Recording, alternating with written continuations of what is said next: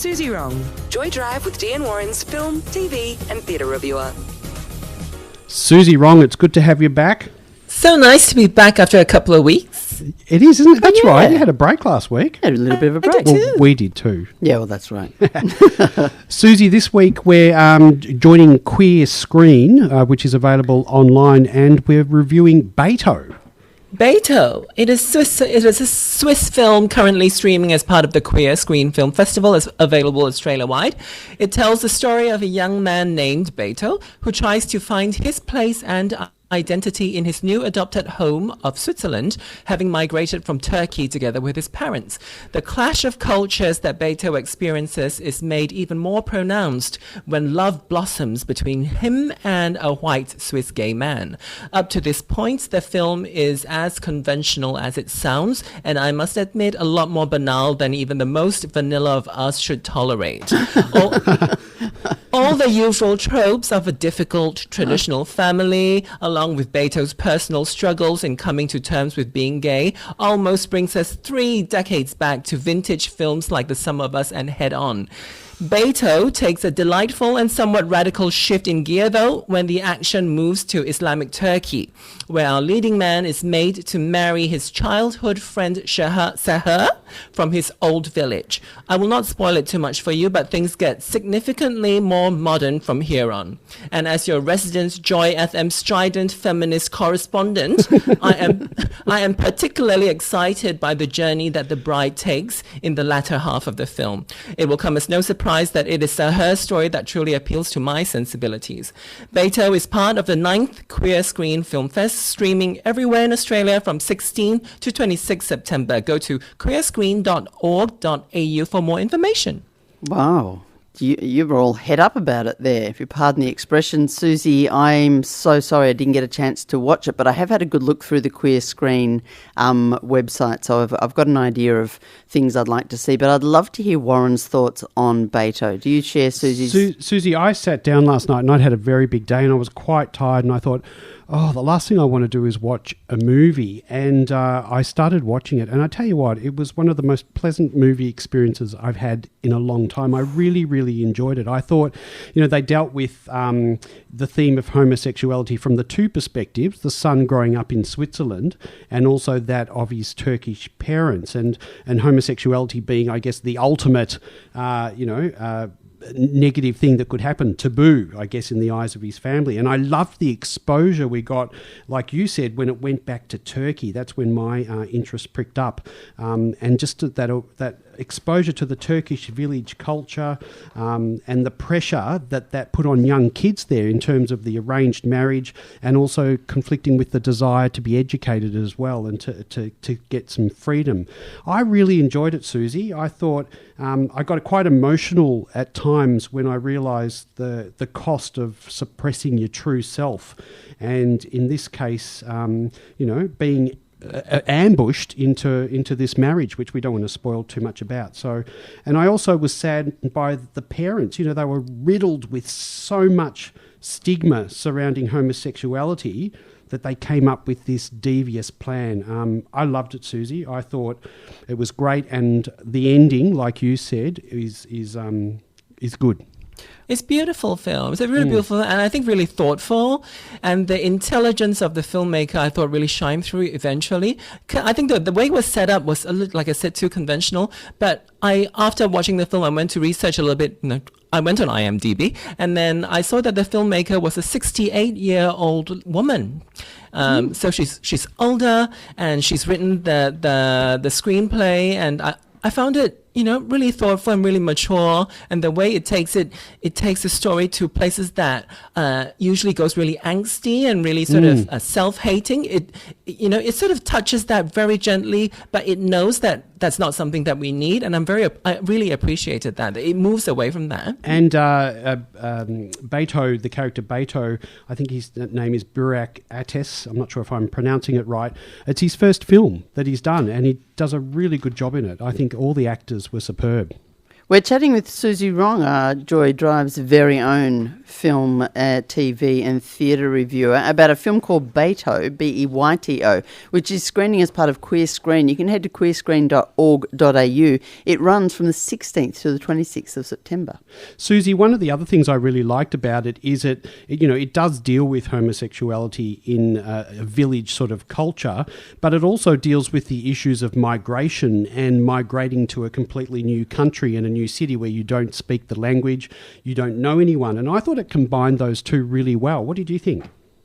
I loved seeing how the boy was trying to become a Westerner, because that's my experience and my experience of a lot of people that I know that are close with. You know, there is that contradiction between wanting to be who you are, wanting to be where the person, the culture, to retain the culture that you're from, but also to understand why you left in the first place.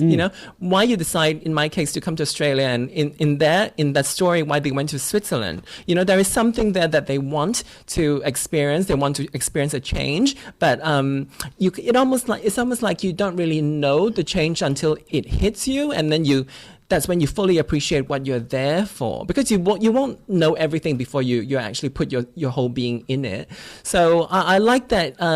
They showed that transformation in, I'm now not 100% Turkish anymore. I have to make some adjustments to the way I look at the world and how I want to make my life work in this new place. I thought that was done very sort of nuanced, wasn't it? Yeah, it was definitely. And there were two urgent needs that really came across in the whole movie, and it was BEYTO and his need to be himself, which I think a lot of us could identify with. And then there were the parents and their drive to avoid family shame at all costs, and that cost includes potentially losing their son. Yeah, I think that's a very common story. Yeah. But it's good that they didn't sort of go too heavily into that. That sort of was the first maybe 20, 25 minutes. And then I think we focused more on how he grew a pair and decided, right, this is my life, not your life. Yeah. And then how am I going to make this right for everyone the best that I could? Yep. Hey, we had a text in from listener Andrew, says, "Hey Dean Warren, can you give the spelling of the movie that you're talking about with Suzy? It is BEYTO, BEYTO. Is it not, Suzy?" That's right. And it's a screening as part of Queer Screen, 16th to the 26th of September this very year. And you can go to queerscreen.org.au. Suzy, do you have any other top tips from the festival? I saw a film called The Tenant. It's from Taiwan. It's a very classy, elegant film with a lot of twists and turns. I don't think it is as exciting as it hopes to be, but it's really good. Like I'm really appreciative of places like Taiwan bringing gay people into center stage, because it's still such a new thing in places like in Asia, and you match that up with Taiwan's very sophisticated film culture. There is a certain amount of magic there. So that film is called The Tenant. And we did review a Taiwanese film last year, which was really beautiful good. Boys. The school one. Yeah, was that your name engraved within. That's right. That was a beautiful film. Yes. And now, so Suzy, just more broadly, the importance of queer screening platforms like this, or festivals like that were in the old days. But do you still, because a lot of our streaming services have quite diverse queer content, and you dig out a lot of it for us. What's the importance, do you think, of still maintaining your Queer Film Festival and Queer Screen? It still feels like a place for very independent filmmaking, because you can. It looks like those are the avenues are available, Netflix and all that. But I won't be surprised if you do have to make a lot of concessions to play with those people.